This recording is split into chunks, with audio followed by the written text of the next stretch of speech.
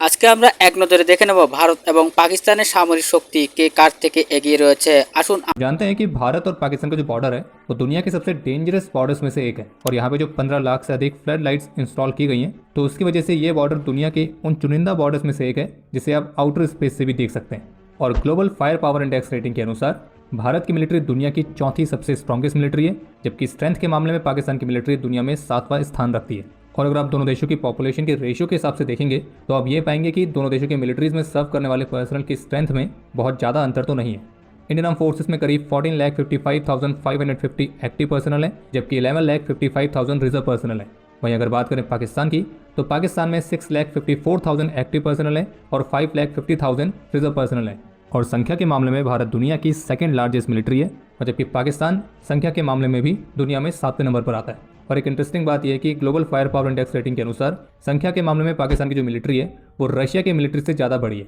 अगर बात करें डिफेंस बजट की तो फाइनेंशियल ईयर 2023-24 के लिए भारत का डिफेंस बजट है 5.94 ट्रिलियन रुपीस, जो कि डॉलर्स में होता है लगभग 74 बिलियन यूएस डॉलर्स।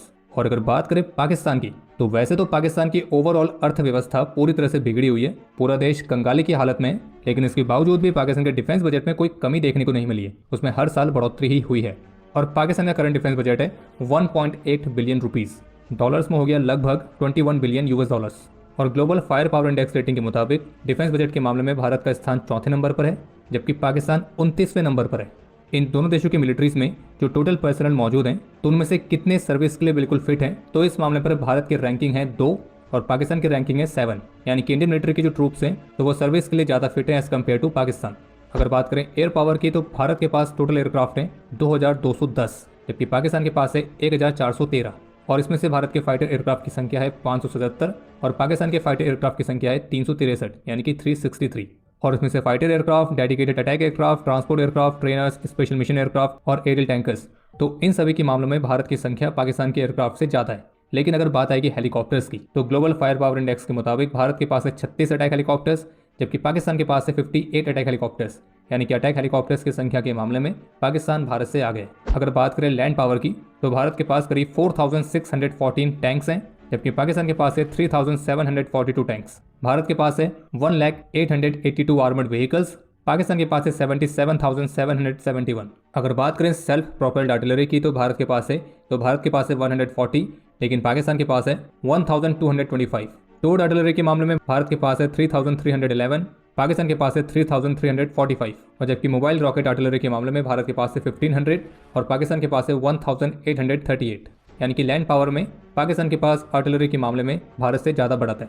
और अगर बात करें नेवल पावर की तो इंडियन मिलिट्री की नेवी की जो स्ट्रेंथ है वह है करीब 295, जबकि पाकिस्तानी नेवी की है 114। भारत के पास अभी करंटली 2 एयरक्राफ्ट कैरियर्स हैं और दोनों ही ऑपरेशनल हैं, जबकि पाकिस्तानी नेवी के पास एक भी एयरक्राफ्ट कैरियर नहीं है। भारत के पास टोटल 18 सबमरीन्स हैं, जबकि पाकिस्तान के पास केवल 9 सबमरीन्स हैं। और भारत की सबमरीन फ्लीट में nuclear powered ballistic missile submarine भी आती है, जबकि पाकिस्तानी नेवी के पास कोई भी nuclear powered ballistic missile submarine नहीं है। लेकिन पाकिस्तान के पास मिजेट सबमरीन्स हैं, जबकि भारत के पास कोई भी मिजेट सबमरीन्स नहीं है। इसके अलावा भारत के पास करीब 11 डिस्ट्रॉयर्स हैं, 12 फ्रिगेट्स हैं, 19 कॉर्वेट्स हैं और 138 पेट्रोल वेसल्स हैं, जबकि पाकिस्तान के पास 2 डिस्ट्रॉयर, 6 फ्रिगेट, 2 कॉर्वेट और 48 पेट्रोल वेसल्स हैं। वहीं एक तरफ जहां इंडियन नेवी के पास एक भी माइन वॉरफेयर शिप नहीं है, जबकि पाकिस्तान के पास इस तरह की 3 शिप्स हैं। अगर बात करें एवॉक्स सिस्टम्स की तो भारत के पास टोटल 5 एवॉक्स प्लेटफॉर्म है, जबकि पाकिस्तान के पास 11 एवॉक्स प्लेटफॉर्म है। और अगर बात करें यूएवीज की फ्लीट की तो इस मामले पर पाकिस्तान का भारत के ऊपर एक एडवांटेज है, और वो ये कि पाकिस्तान के पास टर्की के बैरक्टर अकिंची, TB2 और चीन के विंगलुंग 2 जैसे UCAVs हैं, जबकि भारत के पास एक भी UCAV नहीं है। हालांकि हाल ही में इसराइल से हेरन मार्क 2 UAVs को लिया गया है, जिनमें स्ट्राइक करने की कैपेबिलिटीज़ भी हैं, लेकिन फिलहाल अभी उनको वेपन्स के साथ इक्विप नहीं किया गया और वो भी संख्या में केवल 4 ही हैं। बाकी अपनी UCAVs की फ्लीट को बढ़ाने के लिए अमेरिका के साथ ऑलरेडी 31 प्रेडेटर ड्रोन्स की डील पर काम चल रहा है और भारत अपना खुद का घातक UCAV भी विकसित कर रहा है। तो अगर ओवरऑल संख्या के हिसाब से देखा जाए तो मैन पावर, एयर पावर और नेवल पावर के मामले में भारत पाकिस्तान से आगे, लेकिन लैंड पावर के मामले में पाकिस्तान के पास भारत से ज़्यादा बढ़त है। और जबकि global fire power index rating का डेटा ये भी दिखाता है कि साल दर साल जहां एक तरफ इंडियन मिलिट्री की स्ट्रेंथ बिल्कुल स्टेबल रही है और इसमें कोई बहुत ज़्यादा उतार चढ़ाव नहीं देखा गया है, वहीं पाकिस्तान मिलिट्री की स्ट्रेंथ में हर साल ग्रोथ देखी गई है। हालांकि अगर आप उसे भारत से कंपेयर करते हैं तो भारत से फिलहाल अभी कमी है। तो ये तो हो गया कंपैरिजन क्वांटिटी के हिसाब से। अब थोड़ा सा क्वालिटी के हिसाब से कंपैरिजन करते हैं और शुरुआत करते हैं आर्मी से। तो ट्रूप्स की संख्या के मामले में इंडियन आर्मी पाकिस्तानी आर्मी से बड़ी है और दोनों ही देशों की आर्मी के सोल्जर्स को वॉर का एक अच्छा खासा एक्सपीरियंस है। और चूंकि दोनों देशों के बीच अभी तक 4 युद्ध हुए हैं, 47, 48, 65, 71 और 99, और इन चारों ही युद्धों में इंडियन मिलिट्री ने हमेशा जीत हासिल करी है। तो अगर वॉर एक्सपीरियंस देखा जाए तो दोनों ही सोल्जर्स का काफ़ी अच्छा खासा है, लेकिन युद्ध किसने जीते हैं अगर इस वाले आंकड़े से जाते हैं तो इसमें इंडियन आर्मी पाकिस्तानी आर्मी से आगे है। इसके अलावा अगर बात करें इक्विपमेंट की तो पहले बात करते हैं बैटल टैंक्स की, जो कि संख्या के मामले में इंडियन आर्मी के पास ज़्यादा है, और इंडियन आर्मी T-72, T-90 और अर्जुन मेन बैटल टैंक्स का इस्तेमाल करती है, जबकि पाकिस्तान की आर्मी में अधिकतर संख्या में Al Khalid battle tanks, Chinese type 59, type 69, type 85 और VT-4 जैसे टैंक्स हैं। हालांकि जो अल खलीद है वो तो टेक्नोलॉजी वाइज इतना सुपीरियर नहीं है, लेकिन जो बाकी के चाइनीज टैंक्स हैं और खासतौर पर VT-4 तो वो पाकिस्तानी आर्मी की इन्वेंट्री का सबसे एडवांस टैंक है। लेकिन फायर पावर के मामले में ये भारत के अर्जुन मेन बैटल टैंक्स और T-90 के सामने नहीं टिकते हैं। लेकिन पाकिस्तान इन्फेंट्री फाइटिंग व्हीकल्स के मामले में नंबर्स और फायर पावर दोनों ही तरह से भारत से आगे, क्योंकि भारत के पास अधिकतर संख्या में पुराने BMP-2 हैं, जबकि पाकिस्तान के पास इस क्लास में बहुत सारी वैरायटी है, जैसे कि US मेड M113 और सऊदी अरब मेड अल फहद, जिनमें US हमवीज की इक्विवेलेंट क्वालिटी और रिलायबिलिटी है। वहीं अगर बात करें स्मॉल फायर आर्म्स की तो इंडियन आर्मी में कई अलग अलग वैरायटी के स्मॉल फायर आर्म्स इस्तेमाल होते हैं, जो कि कुछ अलग अलग स्पेशल केसेस के लिए हैं। लेकिन अगर स्टैंडर्ड असॉल्ट राइफल की बात करें तो वो अभी भी होम मेड इंसास ही है, जिसे जल्द ही AK-203 से रिप्लेस किया जाएगा। बाकी जो फॉरवर्ड एरियाज पर तैनात ट्रूप से उनको खास 6 और की असॉल्ट राइफल्स दी गई हैं। इसके अलावा AK-47, टैबॉर, तो इस तरह की राइफल्स भी हमारी फोर्सेस स्पेशल कंडीशंस में इस्तेमाल करती हैं। वहीं अगर पाकिस्तान की बात करें तो पाकिस्तान की जो अधिकतर फोर्सेस हैं वो अभी भी पुराने जमाने की HK-G3 इस्तेमाल कर रही हैं, जो कि एक समय पर एक प्रूवन वेपन था, लेकिन वो आज के समय में ज़्यादा सूटेबल नहीं है।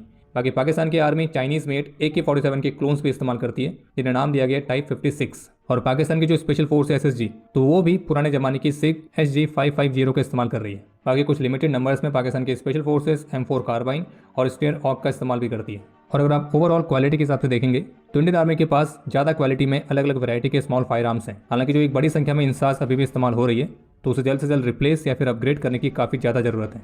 इसके अलावा अगर बात करें आर्टिलरीज की तो पाकिस्तान अधिकतर चाइनीज़ आर्टिलरी सिस्टम्स का ही इस्तेमाल करती है, जिसमें चाइनीज़ A100 300 mm की multiple launch rocket system, BMP-21 grades, 155 mm की M109, M110 और 155 mm के टर्किश पेंटर्स के मॉडर्न टच के साथ टाइप 59, 86 और 54। तो ये कुछ प्रमुख आर्टिलरीज पाकिस्तान की सर्विस में मौजूद हैं। वहीं अगर बात करें भारत की तो भले ही क्वांटिटी में भारत पाकिस्तान से पीछे हो जाए, लेकिन जब बात आएगी क्वालिटी की तो उसका कोई मैच नहीं है, क्योंकि भारत के पास से home made Pinaka multi barrel rocket launcher systems, K9 वज्र-T, बोफोर्स जिसने कारगिल युद्ध में भी अपने आप को साबित किया था, M777 और स्वीडिश FS-77। और अगर इन दोनों देशों के आर्टिलरीज की रियल फाइटिंग कैपेबिलिटीज़ को आप देखेंगे तो इंडियन आर्मी के पास ज़्यादा लंबा एक्सपीरियंस और मॉडर्न वॉरफेयर के एंगेजमेंट और ट्रेनिंग के लिए ज़्यादा अपॉर्चुनिटीज़ हैं। और भारत के ग्राउंड पर्सनल और weapon system, perfection, accuracy, reliability और ट्रेनिंग, तो इन सब का एक परफेक्ट मिक्सचर है, जो कि अपनी एडवर्सरी को ओवर पावर करने में सक्षम है।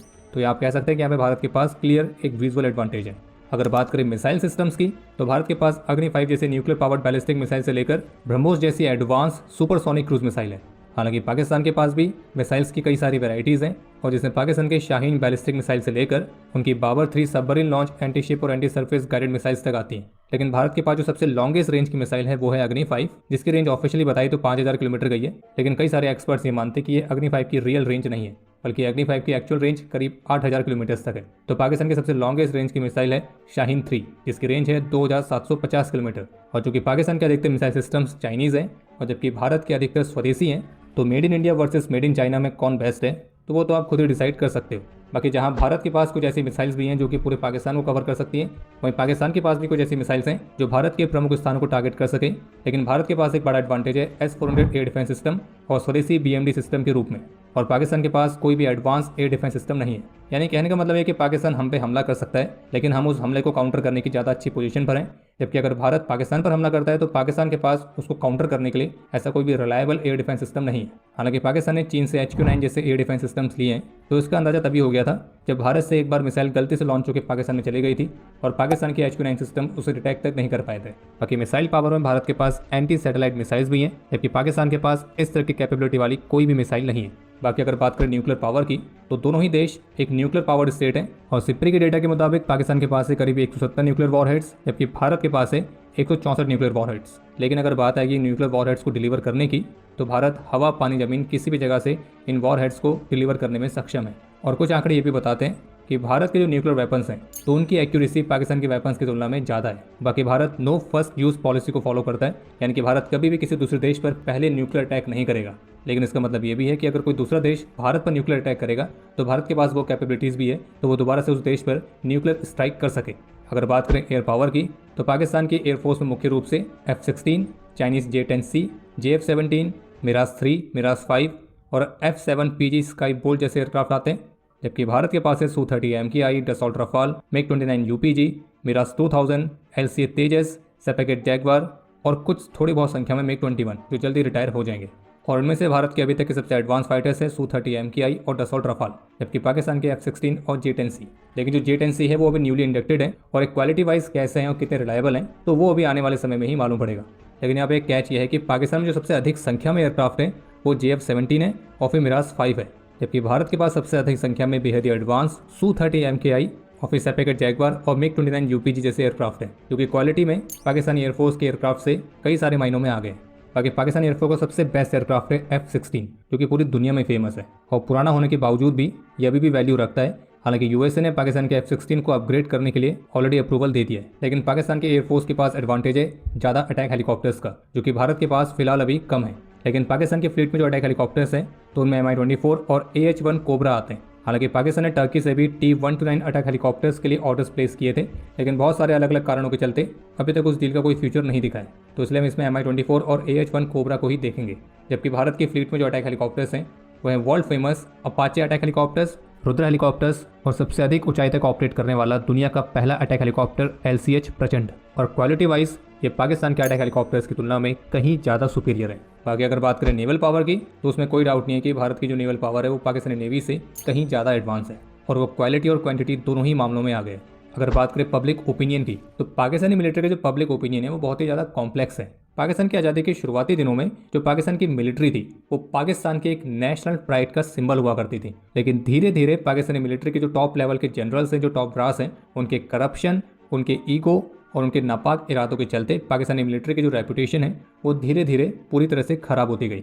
और जिस तरह से पाकिस्तान की मिलिट्री हमेशा से ही पाकिस्तान की डोमेस्टिक पॉलिटिक्स में हस्तक्षेप करती रही है तो उसकी वजह से भी पाकिस्तान की मिलिट्री की जो रेपुटेशन है वो पाकिस्तान के अंदर ही अच्छी नहीं है। और ये हर कोई अच्छी तरह से जानता है कि पाकिस्तान में पाकिस्तान की मिलिट्री ही बैकडोर से पूरे स्टेट को कंट्रोल करती है और डीप स्टेट के हिस्से में बनी रहती है। और पाकिस्तान में पाकिस्तान की जनता तो गरीब होती जा रही है, लेकिन पाकिस्तानी मिलिट्री के जो टॉप ब्रास हैं वो और अमीर होते जा रहे हैं। और पाकिस्तानी मिलिट्री में करप्शन किस लेवल तक का है वो समय समय पर हर किसी के सामने आते रहता है कि किस तरह से पाकिस्तानी मिलिट्री के जो जनरल्स हैं उनके पास करोड़ों की प्रॉपर्टीज़ हैं, लेकिन इसके बावजूद भी उन पर कोई केस नहीं होता है। और उसका सीधा सा रीज़न यही है कि वहाँ पे जो हुकूमत चलती है वो पाकिस्तान की मिलिट्री की चलती है। और जिस तरह से पाकिस्तान की मिलिट्री भारत के खिलाफ आतंकी संगठनों को स्पॉन्सर करती रहती है, जिसके चलते पाकिस्तान को आतंकियों के लिए एक सेफ हेवन भी कहा जाता है, तो ये भी एक बड़ा कारण है पाकिस्तान की मिलिट्री की रेपुटेशन खराब होने का। और मनी लॉन्ड्रिंग, टेररिज्म को फाइनेंस करना, तो इन्हीं सब कारणों के चलते पाकिस्तान FATF की ग्रे लिस्ट में भी रह चुका है।